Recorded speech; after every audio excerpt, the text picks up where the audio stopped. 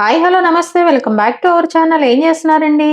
ఈరోజు చాలా టేస్టీగా ఎమ్మీగా త్వరగా ఫాస్ట్గా ఈజీగా సింపుల్గా అయిపోయి చిక్కుడుకాయ టమాటా కర్రీ చేశాండి. టేస్ట్ అయితే అదిరిపోయింది. ఇంకా ఆలస్యం ఎందుకు వచ్చేసేయండి, ప్రిపేర్ చేసుకుందాం. ఈరోజు మనం ఏంటంటే అండి చిక్కుడుకాయ టమాటా కర్రీ చేసుకుంటున్నాము. చాలా ఫాస్ట్గా ఈజీగా టేస్టీగా అనమాట. దానికోసం అని చెప్పేసి ఒక 1/2 kg చిక్కుడుకాయలండి చక్కగా తీసుకొచ్చేసి పురుగులు ఏమైనా ఉన్నాయేమో చూసి చక్కగా ఇలా ఆ నార్లన్నీ తీసేసి పెట్టుకున్నాను అనమాట. ఇదిగోండి ఇట్లా శుభ్రంగా వాష్ చేసుకొని వాటర్లో పెట్టేసాను అనమాట. ఇదిగోండి దీనికోసం స్టవ్ ఆన్ చేసేసి గిన్నె పెట్టేసాను అనమాట. గిన్నె పెట్టాక మనము ఆయిల్ వేసుకుందామండి. కొంచెం ఒక 1½ టేబుల్ స్పూన్ అట్లా సరిపోతుంది. ఎందుకంటే 1/2 kgనే కదండి చిక్కుడుకాయ కర్రీ మనం చేసుకుంటే, అందుకోసమని. ఇదిగోండి ఇందులో ఇప్పుడు మనం పోపు దినుసులు అనమాట. తాలింపు గింజలు వేసామండి. చాలా సింపుల్గా అనమాట అండి. ఇందులోకైనా బాగుంటుంది, వేడి వేడి అన్నంలోకి అయితే అదిరిపోతుంది అనమాట. ఫాస్ట్గా కూడా అయిపోతుంది. అలాగే తాలింపు గింజలు వేగుతుండగానే కొంచెం కరివేపాకు. ఇప్పుడు ఆనియన్స్ అండి. ఒక ఆనియన్, మీడియం సైజ్ ఆనియన్ చిన్న పీసెస్ కట్ చేసి వేస్తున్నాను. చూడండి చక్కగా ఈ తాలింపు ఈ పచ్చి వాసన అంతా కూడా ఆనియన్స్ అంతా కూడా మంచిగా వేగాలన్నమాట. ఇందులోనే పసుపు అండి. ఎక్కువ పసుపు నేను తాలింపులోనే వేస్తుంటాను, ఎందుకంటే కర్రీ అంతా కూడా మంచిగా స్ప్రెడ్ అయిపోతుంది అనమాట. చూడండి చక్కగా వేగుతుంది, కొంచెం కలర్ చేంజ్ అవుతుంది.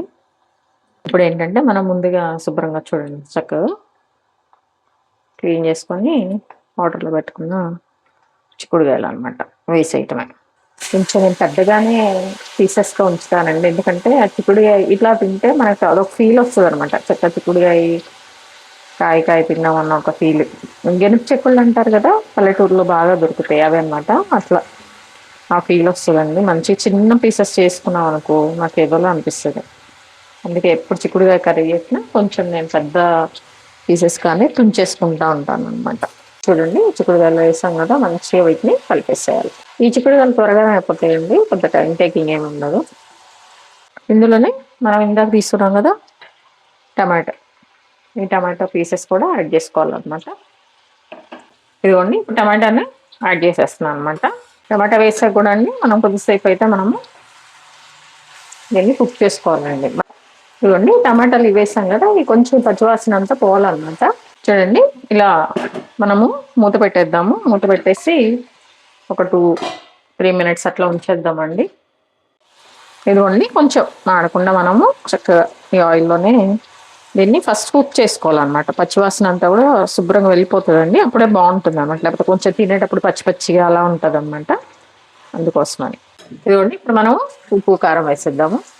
చూడండి ఇదేంటంటే పూర్తిగా కుక్ అయిన తర్వాత మనం ఉప్పు కారం వేసాం అనుకో, మన చిక్కుడుకాయకి ఆ ఉప్పు కారం అనేది కొంచెం ఎట్లయినా పట్టదు అనమాట. సో ఇప్పుడు మనం వేసేద్దాము. చక్కగా చూడండి మన రుచికి సరిపడినంత ఉప్పు కారం అయితే మనం యాడ్ చేసుకోవాలన్నమాట. నేనైతే ఇదిగోండి చూసారు కదా, 1/2 టేబుల్ స్పూన్ సాల్ట్ అయితే వేసాను కదా. అలాగే కారం అండి, మీ స్పైసీ తగినట్టుగా మీరు వేసుకోండి. ఇదైతే ప్లెయిన్ కారం అనమాట. ఇదిగోండి 1/2 kgనే కాబట్టి నేను 1 టేబుల్ స్పూన్ వేస్తున్నాను. వేసాక మనం మూత పెట్టేసండి 2 మినిట్స్ అలా ఉంచేసి తర్వాత మిక్స్ చేద్దాం. లిడ్ తీసేసి చక్కగా దీన్ని మనం మిక్స్ చేద్దామండి. ఇలానే బాగా సిమ్లో పెట్టేసుకొని కుక్ చేసుకుంటే కూడా కూర మంచి టేస్ట్ వస్తుందండి. అయితే ఏంటంటే మనం కొంచెం పచ్చికుడుకాయ కాబట్టి కొంచెం వాటర్లో అనేది కుక్ అయితే బాగుంటుంది అనమాట. గింజలన్నీ కూడా ఉడకాలి కదా, ఆ పచ్చి పచ్చిగా లేకుండా ఉంటుంది అనమాట. చూద్దాం ఒక 2 మినిట్స్ తర్వాత వాటర్ యాడ్ చేద్దాం. మాకు ఇలాగే దగ్గరగా ఉండాలి, వాటర్ అనేది వద్దనుకుంటే అండి చక్కగా మీరు ఇట్లానే మాడకుండా కొంచెం కొంచెం మధ్యలో కలుపుకుంటూ చక్కగా దీన్ని కుక్ చేసుకోవచ్చు అనమాట. అది కూడా బాగుంటుంది. గింజలు అనేవి కొంచెం కుక్ అవ్వాలి కాబట్టి కొంచెం వాటర్ యాడ్ చేసుకుంటే బాగుంటుంది అనమాట.